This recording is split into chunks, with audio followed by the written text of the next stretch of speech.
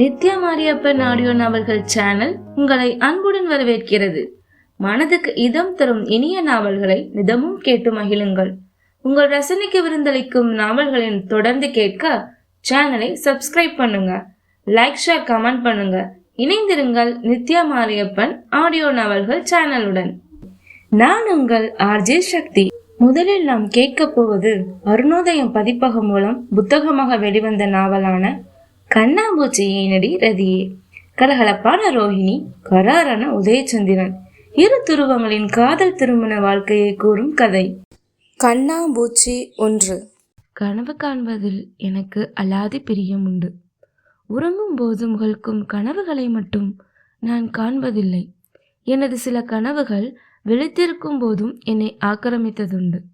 அவற்றில் எங்கோ தொலைதூர வானில் வெள்ளிப்பந்தாய் ஜொலிக்கும் சந்திரனை கையிலேந்த துடிக்கும் காரிகையாக காத்திருப்பேன் நான். இன்று நேற்றல்ல, வெளியுலகம் தெரிந்த நாளிலிருந்து என்னை ஆக்கிரமிக்கும் இக்கனவுகள் வெறும் கனவாகவே இருந்து விடுமோ என்று நான் கலங்கிய கணங்கள் அநேகம். எனது கலக்கத்தை போக்கியவை அவனது விழிகள்.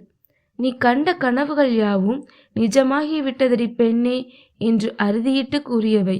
சிரிப்பில் இடுக்கி கண்ணாடி ஃப்ரேமுக்குள் அடைக்கலமாக இருந்த அவனது கூர்விழிகளை.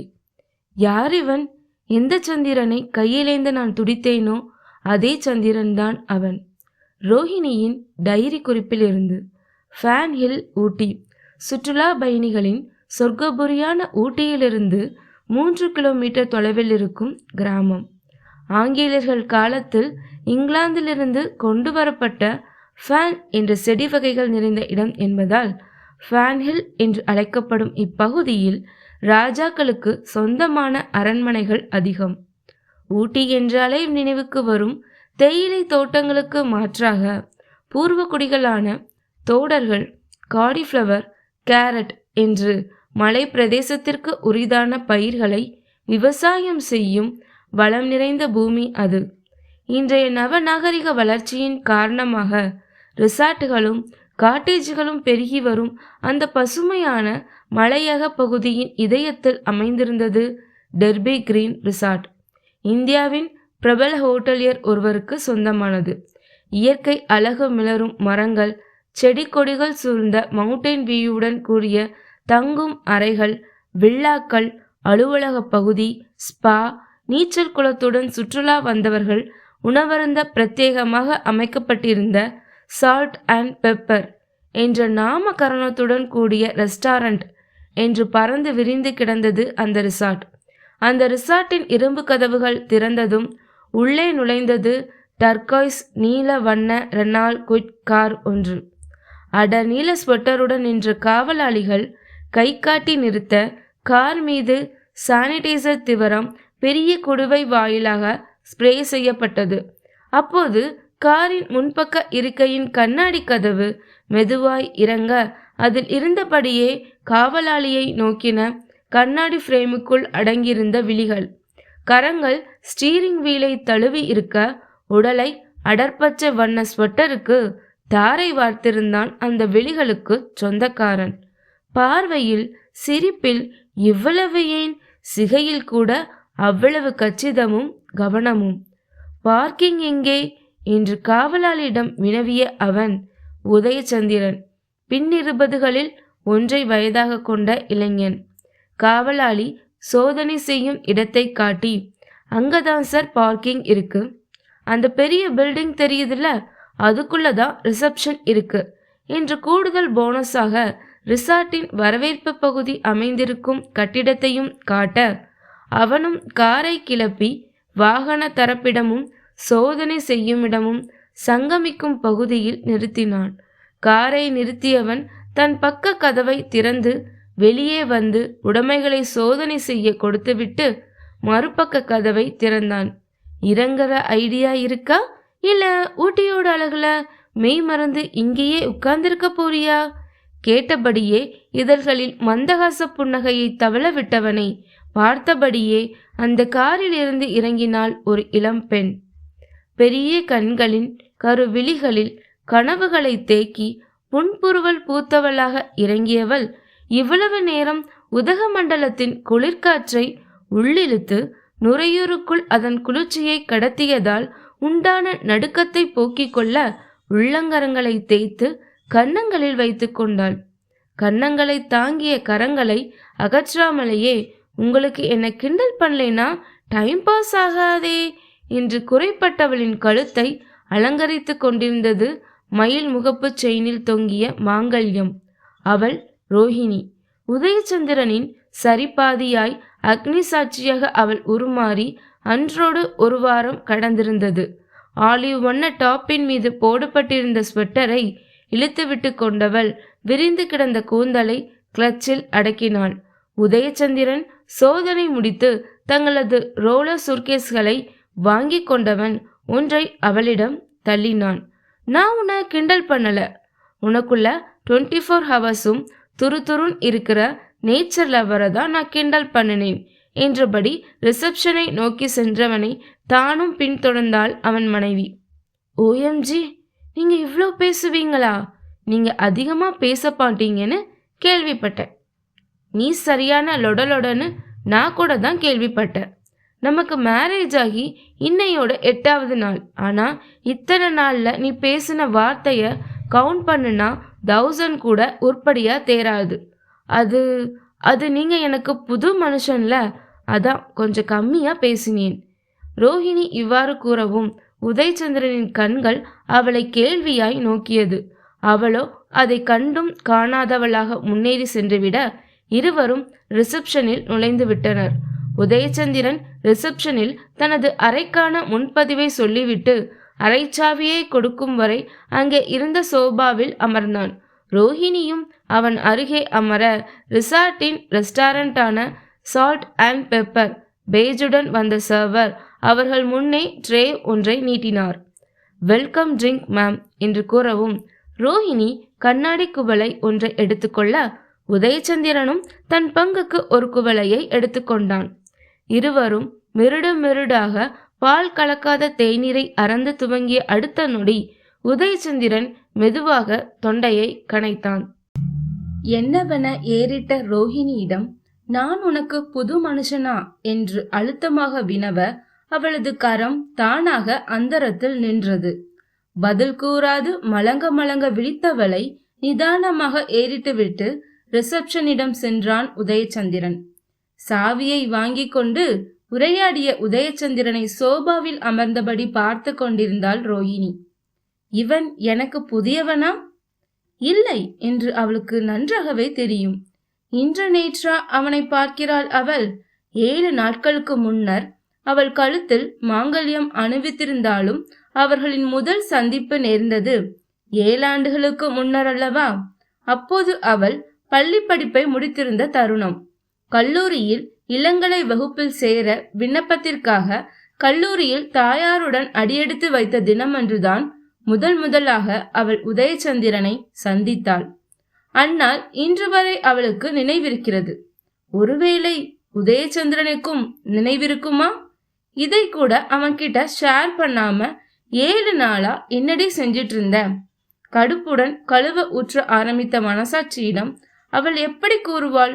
திருமணம் பேசியதும் உதயச்சந்திரன் பிரான்ச் ஆபரேஷன் மேனேஜராக பணியாற்றிய சவுத் இந்தியன் வங்கியின் கோவை மெயின் கிளையிலிருந்து அவனுக்கு பணியிட மாற்றமாக அம்பலம்புழாவிற்கு செல்லும்படி கட்டளை வந்துவிட்டது என்பதை, திருமணம், அடுத்தடுத்து நடந்த சடங்கு சம்பிரதாயங்கள், மறுவீட்டு விருந்து கலைபரங்களில் அவர்களுக்கு பேசுவதற்கு எங்கே நேரம் இருந்தது? கூடவே தனது முக்கியமான உடைமைகளை கோவையில் இப்போது தங்கியிருக்கும் வீட்டிலிருந்து அம்பலம்புழாவில் பார்த்திருந்த வீட்டிற்கு மாற்றும் வேலை வேறு உதயச்சந்திரனுக்கு இருந்தது. அதே நேரம் ரோஹிணிக்கும் தாலி பிரித்து கோர்க்கும் வைபோகம் வேறு நடைபெற சதி பதி இருவருக்கும் தனித்து செலவிடும் நேரம் பற்றாக்குறையாகி போனது. இது போன்ற காரணங்களால் உதயச்சந்திரனின் சக பணியாளர்கள் திருமண பரிசாக அளித்ததுதான் டெர்பி கிரீன் ரிசார்ட்டில் அவர்களுக்கு ஏற்பாடு செய்யப்பட்ட இந்த தேனிலவு. ஆம், ரோஹிணியும் உதயச்சந்திரனும் தங்களது தேனிலவுக்காக தான் டெர்பி கிரீனுக்கு வந்திருந்தனர். அதிக நாட்கள் விடுப்பு எடுக்க முடியாதென்பதால் 1 வாரம் மட்டுமே அங்கே தங்கலாம் என்பது அவள் கணவனின் எண்ணம். ரோஹிணிக்கும் அதில் மாற்று கருத்து இல்லை. இனி வாழ்நாள் முழுமைக்கும் அவர்கள் இருவர் மட்டும்தானே. பேசுவதற்கு போதும் போதும் எனும் அளவிற்கு நேரம் அவர்கள் முன்னே கொட்டி கிடக்கிறது. கடைசி மிடறு தேநீர் அவள் தொண்டையை நனைத்த போது சாவியுடன் வந்து விட்டான் உதயச்சந்திரன். ரிசார்ட்டோட கார்டன் பக்கத்துல இருக்கிற room sir. Morning hill view பார்க்கறதுக்கு ரம்யமா இருக்கும் என்று பேசியபடியே ரிசார்ட்டின் சிப்பந்தி ஒருவர் அவர்களுக்கு வழிகாட்ட இருவரும் அறையை நோக்கி நடந்தனர். ரோஹிணி வேடிக்கை பார்த்து கொண்டே வந்தவள் ஸ்பா என்று அம்புக்குறி காட்டிய பகுதியை பார்த்துவிட்டு உதயச்சந்திரனின் புஜத்தை சுரண்ட, அவனோ இப்பதானே வந்திருக்கோம், இன்னும் 7 days இருக்கு. உனக்கு எங்க போகணும் தோணுதோ அங்கெல்லாம் போகலாம். ஆனா இப்போ இல்ல, என் கூட வா என்று கையோடு அவளை அழைத்து சென்று விட்டான். ரிசார்ட் சிப்பந்தி காடை நுழைத்து காத்திருந்த கதவு திறந்தது. இருவரையும் உள்ளே அழைத்து சென்றவர், பிரேக்ஃபாஸ்ட், லஞ்ச், டின்னர் எல்லாமே நீங்க ரூமுக்கு வர வச்சுக்கலாம் சார். இல்லைன்னா எங்களோட சால்ட் அண்ட் பெப்பர்லையும் அவைலபிளா இருக்கும். உங்களுக்கு அட்வென்ச்சர்ஸ் இன்ட்ரெஸ்ட் இருந்துச்சுன்னா எங்களோட அட்வென்ச்சர் கேம் விளையாடுற பிளேஸ்க்கு போகலாம். நைட் கேம்ப் ஃபயர் இருக்கும் என மூச்சு விடாமல் அந்த ரிசார்ட்டின் சிறப்பம்சங்களை பட்டியலிட்டார். ரோஹிணி அவர் பேசிக்கொண்டிருக்கும் போதே அறைக்குள் நுழைந்து அங்கே உள்ள வசதிகளை பார்வையிட துவங்கினாள். வெளியே தொலைக்காட்சியும் சோஃபாவுமாக சிறிய வரவேற்பறை, அதைத் தொடர்ந்து கபோர்டுகளுடன் கூடிய உடைமைகளை வைக்கும் அறை, சிறியதாக சமையல் அறை, பின்னர் இளம் பச்சையில் ஆரஞ்சு பூக்களிட்ட விரிப்புகளுடன் கூடிய மெத்தை, தலையணை அலங்காரத்துடன் கண்ணாடி கதவுகளின் வழியே ரிசார்ட்டின் தோட்டம் தெரியும்படி அமைந்திருந்த படுக்கை அறை என சர்வ வசதிகளுடன் அமைந்திருந்தது அவர்களுக்கான ரிசார்ட் அறை. ரோஹிணி அங்கே டீப்பாய்கள் மீது வைக்கப்பட்டு இருந்த எலக்ட்ரிக் கெட்டில்கள், பால் பவுடர், காஃபி மற்றும் டீ பவுடர் அடங்கிய சாஷைகளை பார்த்துவிட்டு காஃபி அருந்தலாம் என்ற முடிவுக்கு வந்தாள். ரிசார்ட் சிப்பந்தியை அனுப்பிவிட்டு வந்த உதயச்சந்திரன் மனைவி காஃபி போடுவதை கண்ணுற்றவாறே குளிக்க தயாரானான். இந்த குளிரில் இவ்வளவு காலையிலேயே குளிக்கணுமா? குளிரெல்லாம் ரூமுக்கு வெளியே தான், இங்கதான் ஹீட்டரோட கதகதப்பு இருக்குதே. அதோட டிராவல் பண்ணதோட கசகசப்பு போகணும்னா எனக்கு குளிச்சே ஆகணும். நீ சீக்கிரம் காஃபியை குடி, அடுத்து உன்னோட டேன் தான் என்றபடி குளியல் அறையை நோக்கி சென்றான். ரோஹிணி அதிர்ச்சியாய், வாட், நானும் இப்பவே குளிக்கணுமா என்று காஃபி கோப்பையை ஏந்தியவாறு கத்த, அஃப்கோர்ஸ் என்ற ஒற்றை வார்த்தையில் கண்டிக்கும் தோணியில் பதிலளித்தான் அவளது கணவன். ரோஹிணி பற்களை நரநரத்தவள், உனக்கு ஆசனா, நீ குளி மேன், ஒய் மீ, சரியான கரார் கண்ணாயிரம் என்று முணுமுணுத்தபடியே அங்கிருந்த பெரிய கண்ணாடி கதவின் அருகே சென்று நின்றாள். மலை பிரதேசத்திற்கு உரிய பசுமையுடன் ஆங்காங்கே வண்ண மலர்கள் தலை நீட்டி பார்த்தது ரிசார்ட்டின் தோட்டத்தில் இருந்து. என்ன ஒரு ரம்யமான காட்சி! இதை ரசிப்பதை விட்டுவிட்டு எந்த மடையனாவது தனது வழக்கமான அன்றாட அலுவலில் மூழ்குவானா? நீ கல்யாணம் பண்ணிக்கிட்ட மடையன் மூழ்குவான் செல்லம். ஏன்னா அவன் டிசைன் அப்படி என்று சொல்லி உச்சு கொட்டியது ரோஹிணியின் மனசாட்சி. அது என்னவோ உண்மைதான். பெருமூச்சு விட்டபடியே காப்பியை காலி செய்ய துவங்கினாள் அவள். சில நிமிடங்களுக்கு பிறகு குளியலறை கதவு திறக்கும் ஓசை கேட்க, அடுத்த சில நிமிடங்களில் உடை மாற்றிவிட்டு அவள் முன்னே வந்து நின்றான் உதயச்சந்திரன். காஃபி குடிச்சாச்சா? இனிமே குளிக்கலாமே. என்னமோ அவளுக்கு விருப்பம் இருந்தால் செய்யலாம் என்பது போல்தான் அவனது குரல் ஒலித்தது. ஆனால் கண்கள் என்னவோ எந்த சாக்கு போக்கும் சொல்லாமல் நான் சொன்னதை செய் என்று கட்டளையிட்டது. இப்பதான வந்தோம் உதய், இன்னும் கொஞ்ச நேரம் கழிச்சு பிரேக்ஃபாஸ்ட் சாப்பிட்டுட்டு அப்புறமா குளிக்கவா?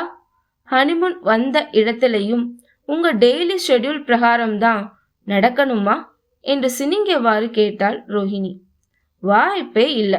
இடம் மாறிடுச்சுன்னு டெய்லி ரொட்டீனை மாத்துறது எனக்கு பிடிக்காது ரோஹிணி. சொன்னதை செய் என்று கட்டளையிட்டவன் தனது கண்ணாடியை மாட்டிக்கொண்டு மொபைலில் இருந்த மின் செய்தித்தாளை பார்வையிட ஆரம்பித்தான். ரோஹிணி மூக்கை சுருக்கி கொண்டு வேண்டா வெறுப்பாக வார்ட்ரோப் அறையில் இருந்த தனது உடைமைகளை எடுக்க சென்றாள். இந்த ஸ்ட்ரிக்ட் சின்னப்பா கொஞ்சம் கூட மாறல. பேங்க் மேனேஜரா ஆனதுக்கு பதிலா இவன் ஆர்மில சேர்ந்திருக்கலாம். எப்ப பாரு ரூல்ஸ் அண்ட் ரெகுலேஷன்ஸ் பத்தி பாடம் எடுக்கிறான். ஹே பகவான், ஏன் இவனை போய் ஒரு காலத்துல கிரஷா நினைச்சு என்ன குதூகலிக்க வச்ச? மானசீகமாக கடவுளிடம் தர்க்கம் செய்தவாறே மாற்றுடை டவல் சகிதம் வந்தவளை ஏறிட்டது உதயச்சந்திரனின் விழிகள். சிறிய காரியமாய் இருந்தாலும் எதிலும் ஒரு ஒழுங்குமுறையை கடைபிடிப்பது அவனது பிறவி பழக்கம். அவனது அந்த பழக்கம் ரோஹிணியிடமும் ஒட்டிக்கொள்ள வேண்டும் என்பது அவனுடைய எதிர்பார்ப்பு. ஆனால் முகத்தை தூக்கி வைத்தபடி குளிலறை நோக்கி சென்ற அவனது மனைவிக்கு அதில் பிடித்தமில்லை போல. அவளது இந்த முகமாற்றம் அவனுக்கு பிடிக்கவில்லை. அவனுடன் காரில் வரும்போது வழியில் பச்சை போர்வை விரித்திருந்த இயற்கையை ரசித்த ரோஹிணியே அவன் கண்களை நிறைத்திருந்தாள். அந்த பழைய உற்சாகத்தை கொண்டு வந்தே ஆக வேண்டும். ரோஹிணி குளிர் அறைக்குள் செல்லவிருந்தவள் என்னவென ஏறிட, ஏதாச்சும் ஹெல்ப் பண்ணணுமா என்று வினவினான் அவள் கணவன். புரியாமல் விழித்த ரோஹிணி குறும்பில் பளபளத்த அவனது விழிகளை கண்டதும் அர்த்தம் புரிந்து கொண்டாள். இவ்வளவு நேரம் இருந்த கடுப்பு விடை பெற்று புதுமண பெண்ணிற்கே உரித்தான நாணம் அவளிடம் குடியேறியது. சிரிப்பில் மலர்ந்த இதழ்களை கட்டுப்படுத்தியபடியே, ஓ சார், ரொமான்ஸ் பண்றீங்களாக்கும்? உங்க ஷெட்யூல்ல இது ரொமான்ஸ்கான டைம்னு நோட் பண்ணி வச்சிருக்கீங்களா என்று வினவ, நாட் பேட், ஃபாலோ பண்ணலேனாலும் என் ஷெட்யூல் பத்தி நல்லாவே தெரிஞ்சு வச்சிருக்க நீ என்று புகழ்வது போல் அவள் காலை வாரினான் உதயச்சந்திரன். எல்லாம் 7 நாள் சகவாச தோஷம் தான் உதய். பைதவே, எனக்கு உங்க ஹெல்ப் இப்போதைக்கு தேவை இல்லை என்று அமர்த்தலாக பொழிந்தபடியே குளிர் அறைக்குள் புகுந்தாள் ரோஹிணி. பழைய மனநிலை மீண்டவளாக பூஞ்சிதறலாய் ஷவரிலிருந்து விழுந்த இதமான சூட்டுடன் கூடிய வெந்நீரில் குளிக்க ஆரம்பித்தாள். குளித்து மாற்றுடை தரித்து வந்தவள், பயங்கரமா பசிக்குது உதய், ரெஸ்டாரண்ட்ல சாப்பிட போலாமா என்று வினவ, முழுக்கை டிஷர்ட்டும் ஜீன்ஸுமாக எழுந்தான் உதயச்சந்திரன். டாப் மேல ஸ்பொட்டர் போட்டுக்கோ என்று கட்டளை இட்டுவிட்டு மொபைலை தனது ஜீன்ஸின் பாக்கெட்டில் வைத்து கொண்டான். இருவருமாக சேர்ந்து சால்ட் அண்ட் பெப்பர் ரெஸ்டாரண்டின் செல்ஃப் சர்வ் பகுதியை அடைந்தனர். இன்னும் காலை உணவுக்கான நேரம் இருந்ததால் சூடு குறையாமல் பெரிய எவசில்வர் கொள்கலன்களில் அணிவகுத்திருந்தன டிஃபன் வகைகள். ஒவ்வொன்றின் கீழும் அதன் பெயர் எழுதிய சிறிய மரப்பலகைகள், கூடவே பரிமாறுவதற்கான கரண்டிகள், ஆளுக்கு 2 சப்பாத்திகள், சிறிய கிண்ணங்களில் பன்னீர் பட்டர் மசாலா, வெள்ளரிக்காய் கேரட் தயிர் கலந்த சாலட்டுடன் சாப்பிட அமர்ந்தவர்கள் உணவை நிதானமாக சுவைக்க ஆரம்பித்தனர். அந்த ரெஸ்டாரண்டின் இன்னொரு பக்கம் டையின் பகுதி இருந்தது. அங்கே வழக்கமான பாணியில் ஆர்டர் செய்த உணவு வகைகளை பரிமாறி கொண்டிருந்தனர் சர்வர்கள். ரோஹிணியும் உதயச்சந்திரனும் வேடிக்கை பார்த்தபடியே பேசிக்கொண்டு சாப்பிட்டு கொண்டிருந்த சமயத்தில்தான் செல்ஃப் சர்விங் பகுதியில் அந்நிகழ்வு நடந்தேறியது. அங்கே வைக்கப்பட்டு இருந்த இனிப்பு வகைகளில் 2 கிண்ணங்களில் ஜீராவில் குளித்து கொண்டிருந்த குலாப் ஜாமுனை எடுத்துக்கொண்டு வேகமாக ஓடி வந்தாள் ஒரு பெண். இனிப்பு உண்ணும் ஆர்வத்தில் இருந்தவளுக்கு எதிரே வந்த ஆடவன் தெரியாமல் போனதில் ஆச்சரியமில்லை. விளைவு அவர்களின் மோதல். அவ்வளவு நேரம் குலாப் ஜாமுனை குளிப்பாட்டிய ஜீரா அவனது டிஷர்ட்டை குளிப்பாட்டி விட்டு தரையில் உருண்டோடிய குலாப் ஜாமுன் உருண்டைகளை மீண்டும் தழுவ ஓடியது. கண்ணிமைக்கும் நேரத்தில் நடந்தேறிய இந்நிகழ்வில் அந்த இளம் பெண் அதிர்ந்து விழிக்க அந்த ஆடவனோ புன்சிரிப்புடன் பரவாயில்லைங்க என்று சொல்லிவிட்டு கடந்தான். உதயச்சந்திரன் ரோஹிணியிடம் அதை காட்டி, நம்மளோட ஃபர்ஸ்ட் மீட்டை ஞாபகப்படுத்துதுல, என்ன ஒரு வித்தியாசம், இங்க அந்த பொண்ணு குலாப் ஜாமுனால குளிப்பாடிட்டா, நீ வெஜ் ரோல்ல இருந்த மயனோஸை வச்சு எனக்கு ஃபேஷியல் பண்ணி விட்டுட்ட என்று கேலியும் குறும்புமாக கூற ரோஹிணி வாயை பிளந்தாள். உங்களுக்கு அதெல்லாம் ஞாபகம் இருக்கா உதய்? எப்படி மறக்க முடியும்? செஞ்சதுக்கு சாரி கூட கேட்காம ஃப்ரீ ஃபேஷியல் நினைச்சுக்கோங்க சீனியர்னு சொல்லிட்டு ஓடுனவ தானே நீ. என்னால மறக்கவே முடியாதுமா. சொன்னதோடு குறும்பு பார்வை பார்த்தான் உதயச்சந்திரன். ரோஹிணி அதில் நாணியவளாய் தலை கவர்ந்தவள் திடுமென ஏதோ நினைவுக்கு வர தலையை உயர்த்தினாள். நீங்க என்ன சொன்னீங்க? அதுவா நம்ம ஃபர்ஸ்ட் மீட்? ஆமா, அப்பதான் நான் உன்னை முதல்ல பார்த்ததா ஞாபகம் என்று தோலை குலுக்கிவிட்டு எழுந்தான் உதயச்சந்திரன். ரோஹிணி அவனை முறைத்தவள், உங்க ஞாபக சக்தியை நினைச்சி நான் ரொம்ப பூரிச்சு போயிட்டேன் போங்க என்று கடுப்பும் சிரிப்பும் கலந்து உரைக்க அது வஞ்ச புகழ்ச்சி என்பதை அவன் அறிந்து கொள்ளவில்லை. பின்னர் காலியான தட்டுக்களை எடுத்து செல்ல ஆட்கள் வரவே இருவருக்கும் சாப்பிட இனிப்பு எடுத்து வர சென்றான். திரும்பி வந்தவனின் கரங்களில் ஐஸ்கிரீமும் கேக்கும் வீற்றிருந்தன. முட்கரண்டியுடன் கூடிய கேக் கிணத்தை அவள் பக்கம் தள்ளியவன், நீ கேக் சாப்பிடு, நோ ஐஸ்கிரீம், உனக்கு சைனஸ் இருக்குல்ல என்று கூற, இதெல்லாம் இவனுக்கு ஞாபகம் இருக்கும். ஆனா ஃபர்ஸ்ட் டைம் எப்படி மீட் பண்ணோங்கிறது மட்டும் மறந்துடும். சரியான மறதி மந்திரமூர்த்தி இவன் என்று மனதிற்குள் நொடித்து கொண்டபடி கேக்கை விழுங்க ஆரம்பித்தாள் ரோஹிணி. தன்னெதிரே அமர்ந்து நாசுக்காக ஐஸ்கிரீமை விழுங்கிய உதயச்சந்திரனை நோக்கின அவளது விழிகள். எதிலும் ஒரு ஒழுங்கு, கச்சிதம், நேர்த்தி. அன்றிலிருந்து இன்று வரை இவன் மாறவே இல்லை. அனைத்திலும் நேர்த்தியாக இருப்பவன் எப்படி அவர்களின் முதல் சந்திப்பை மறந்தான்? ஒருவேளை தான் எண்ணும் அளவுக்கு அது அவனுக்கு முக்கியமில்லாத ஒன்றாக கூட இருக்கலாம் அல்லவா? அது எப்படி முக்கியமில்லாமல் போகும் என சிறு குழந்தையாய் முரண்டு பிடித்த மனசாட்சிக்கு ஐஸ்கிரீம் கொடுத்து தாஜா செய்தபடி உதயச்சந்திரன் மறந்த முதல் சந்திப்பையும் அதை தொடர்ந்து வந்த அவள் வாழ்க்கையின் இனிய தருணங்களையும் நினைவு கூற ஆரம்பித்தாள் ரோஹிணி.